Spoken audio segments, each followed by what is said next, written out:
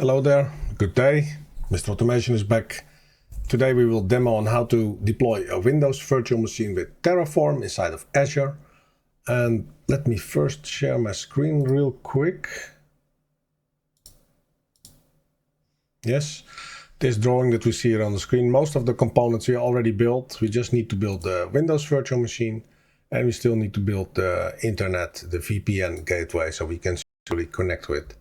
And today we're going to focus on the deployment of the Windows virtual machine. And let's dive into this, right? Alrighty, and this is how you deploy a Windows VM. So here we have the data file again, some information. Let's show the Windows VM as well. Side, you can see we have some references. Here on the right, for instance, we have the data that comes from the data. You see, there's a relation there. Same for the subnet ID, get that from the data there, the already existing subnet. We get that there and then consume it in our virtual machine there. Here we have the actual virtual machine creation. And from the network interface, there's a relation there. And apart from that, some standard settings and the password as well. Not really best practice, of course, but just a demo. Here are the variables, by the way, for this specific virtual machine, and there you see some consummation of the variables. If you go to the Windows VM again, you will see here also that there is a variable being consumed, and the values for those variables come from a different file. We will show that in a second. This is the provider file, nothing special, same as before. Variable file we have there, already said that. And next to it, let's open the dev TFRs file. Because inside of there are the values. As you can see there's a translation there, right? The Windows subnet that actually lives in a different file. In the global TFRs, let me open that correctly, hang on. Here's the global TFRs files. You can see the Windows subnet there is being translated. The VNet name comes from the environment specific file. There are two files. Let me open that again on the correct side, hang on. Yes, got it on the right now. So there you see the translation of the VNet name, for instance, and the Windows VM name as well. That's also part that's there. So those are the values being used by the Terraform configuration. And there's not much more, I think. No. So let's go to the wrapper again, our good old wrapper, which we use to install.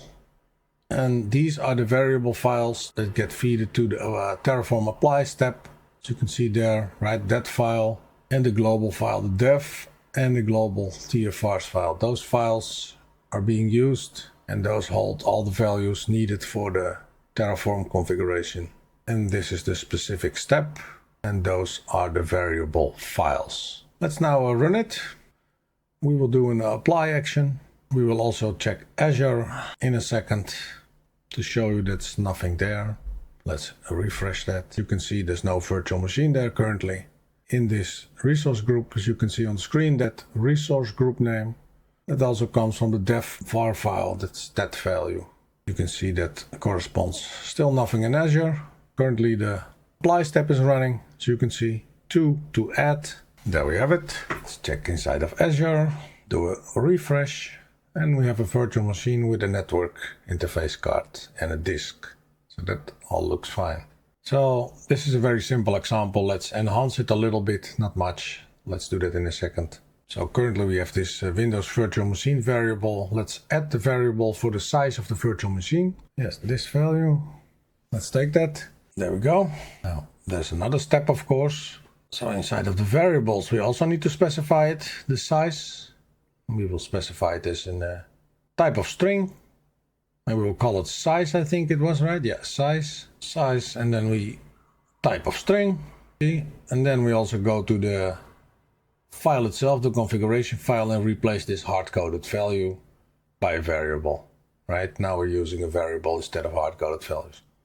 You can do that with the other stuff as well, like the storage account type and those kinds of things. But for now, just one example should suffice to explain the principle of a variable.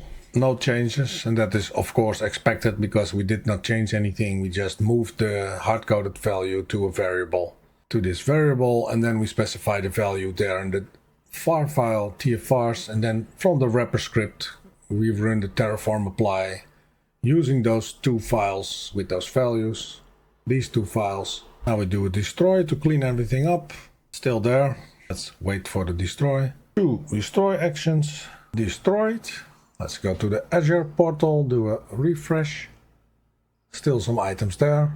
Another refresh, and now they're gone. That's as expected.